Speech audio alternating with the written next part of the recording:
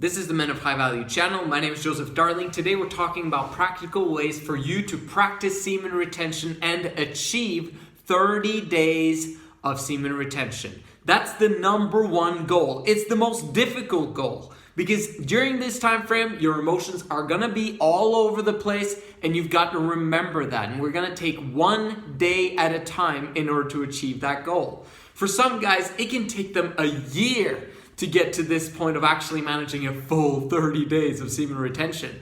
So let's look at the things that actually cause people to get triggered in such a way as to relapse. Relapsing is completely avoidable if we understand ourselves and our emotions. What's interesting about this video is that I'm going to give you suggestions and practical ways that have nothing to do with avoiding porn.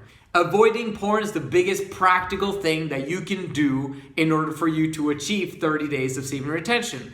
But that deserves its own video. So today we're only talking about all the other aspects surrounding it. And there's really only two things. Number one is you've got too much stress, and we got to figure out a way to handle that. Number two is you don't have enough stress in your life, and we've got to figure out a way to handle that. So let's handle too much stress first. Let's first understand that a relapse only happens because your brain is becoming stressed.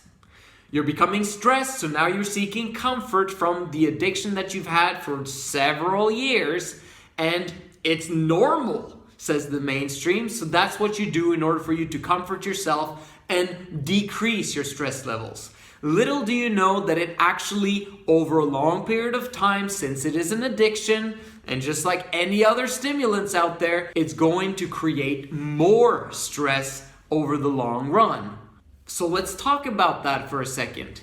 Stimulants. Stimulants gives you a peak of feel-good emotions, because very often your dopamine receptors are not receiving enough of the hormone. You want more dopamine in your life, and when your dopamine levels are normal, you're receiving dopamine from every single thing that you do on a daily basis that has any feel-good attached to it. Like talking to people, or achieving small itty-bitty goals of actually putting on clothes and getting out the door.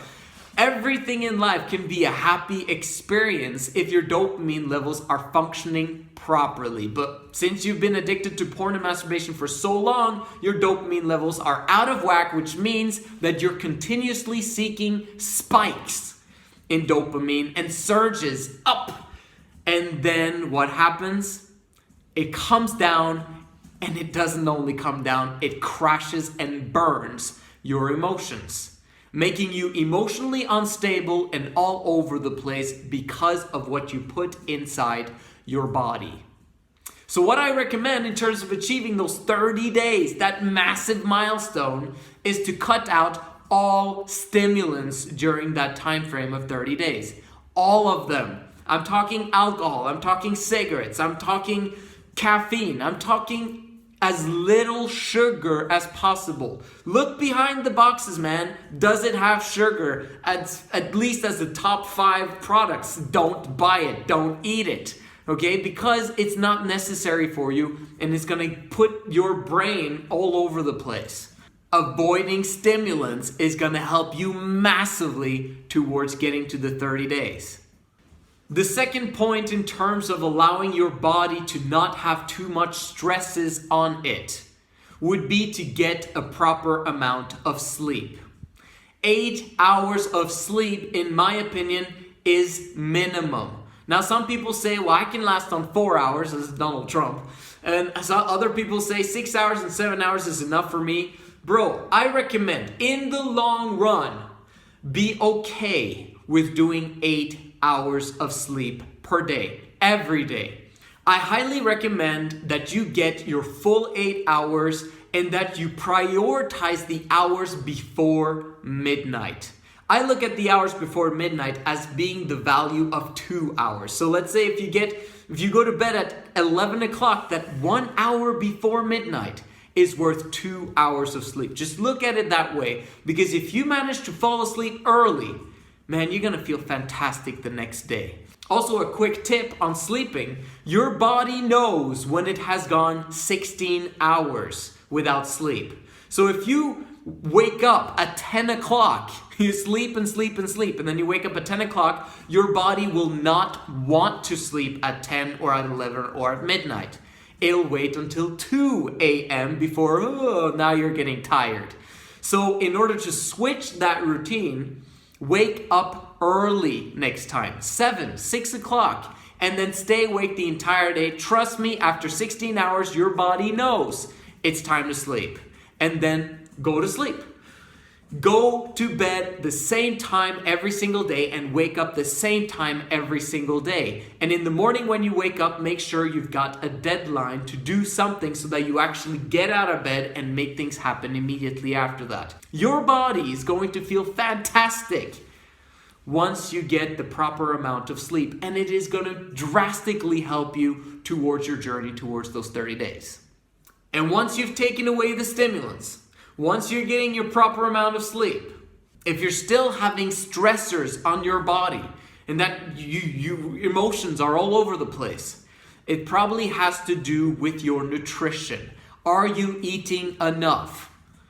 Are you actually eating healthy food for you? Are you only eating 2 or 3 times a day? Maybe we should up that to 4, 5, or 6 times per day so that your emotions are stable. Your body needs more food within 2.5 to 3 hours. And you got to be able to be ready to give your body what it needs when it needs it. Prior preparation prevents poor performance. Eating the right amount of foods at the right times during the day requires preparation, and I highly encourage you to prioritize your nutrition levels when it comes to achieving 30 days of semen retention. Combined, all of these things combined over those 30 days and moving forward with these right habits past those 30 days is going to literally change your life forever. And you're going to be able to handle more stress. And you're going to be grateful that you went through this process. Which leads us to the last point that I've got when it comes to too much stress going on in your life, and that is gratitude. Other people will call this meditation. I call this gratitude. Someone asked me if I practice daily meditation, and I said, actually, I don't.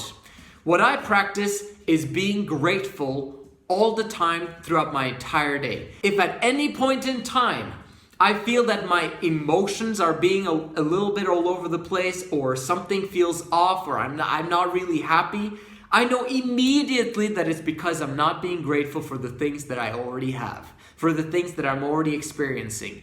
Being grateful for wins, for losses, for failures, for successes, no matter what it is. Being grateful, gratitude, is a huge aspect of lowering your stress levels. There are many different ways that you can practice gratitude, which grounds you. But some of the ways that I found are most effective are as follows. I suggest prayer, communicating with the Grand Master and making sure that you communicate your gratitude to him. That will allow him to put inspiration into your brain and allow you to have peace, which will lower your stress levels.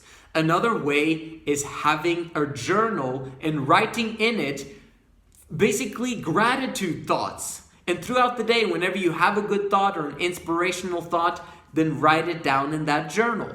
Another aspect is regular meditation, how mainstream is teaching it, that you should take 10 to 15 minutes a day when you just sit down by yourself and just allow your mind to be at rest. And the last one, when it comes to gratitude, I think being grateful for the successful, being grateful for the rich that have written down books for us to read is an amazing practice for you to lower your stress levels. Self-development for me is a stress reliever. The more I understand how success works, the more fired up I become about the future and begin to see my life as, man, this is going to be an amazing journey, and I'm grateful for the information that I'm given. So all of these things are going to lower your stress levels if you practice them, and that all of those are going to help you, again, to achieve 30 days of semen retention if you apply them. If you never feel stressed on your journey to 30 days, you probably won't need all these things. But over time, you're going to want to apply these things to your life anyway, so why not start immediately? And the second category that I was going to talk about today is the fact that you don't have enough stresses in your life. If you've had a low capacity, it's time for you to increase that capacity one small step at a time. One fantastic way to do that is to start with exercise. You might be exercising every single day, or you might be not exercising at all. I'm speaking now specifically to those that do not exercise at all, or that exercise maybe once or twice a week. It's not enough. It's time to take upon yourself that stress in life, because as you exert yourself when you exercise, your body gets used to stress and can thereby handle more stressful situations in the future. That's a good thing. And you should start out small. Don't overdo it. Never overdo anything in the beginning, because you're so fired up in the beginning, filled with emotion. That's feminine, okay? Look at it from a rational standpoint, that this is something that I want to do for the long haul, forever. Okay, so I'm going to start extremely small, and then I'm going to do it again tomorrow, and I'm going to do it again tomorrow, I'm going to do it again tomorrow, and I'm going to keep at it at least for those 30 days, and then beyond. It's going to help you towards succeeding.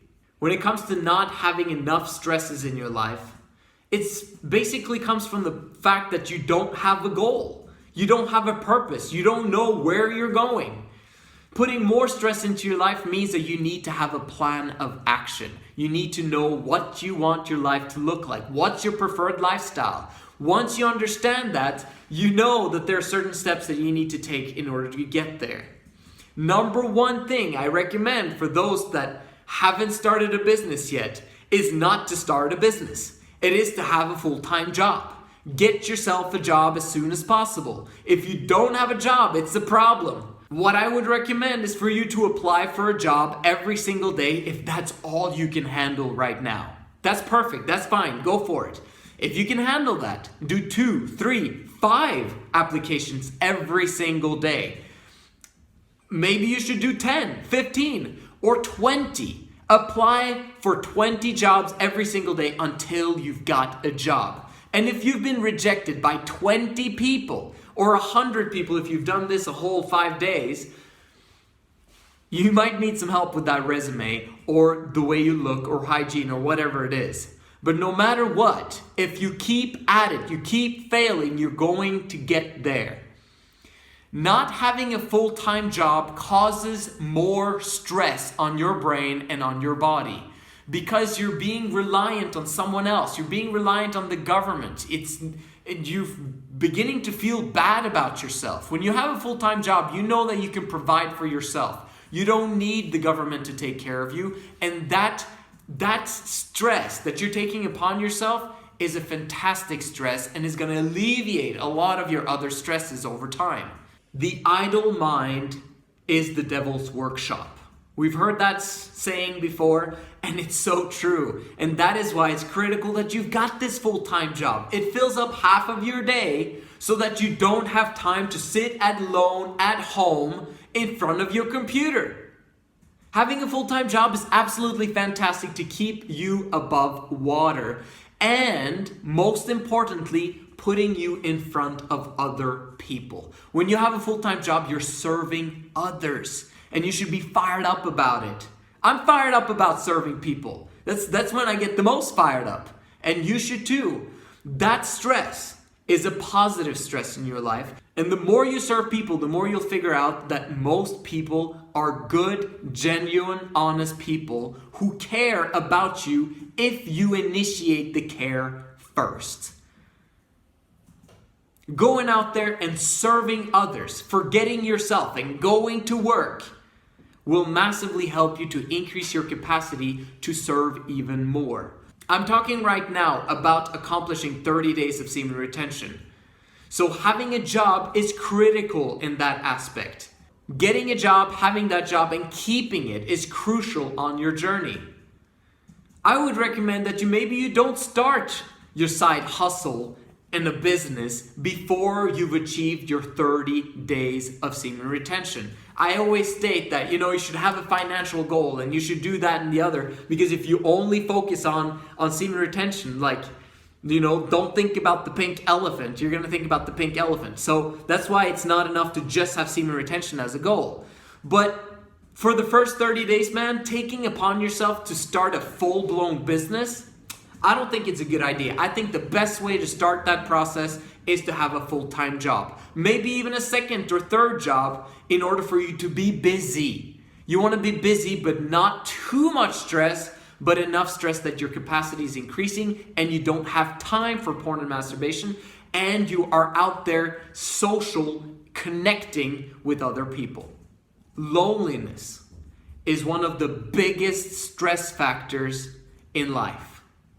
And if you are spending time serving other people, you're connecting with other people. And when you connect with other people through you serving them, it's going to produce joy and happiness for you. Those are my recommendations for 30 days of semen retention. Achieve it. Get there. I know you can do it. It's really one big decision away, and I know that you can handle it. This is the Men of High Value channel. My name is Joseph Darling. Make sure you like this video, and I'll see you in the next one.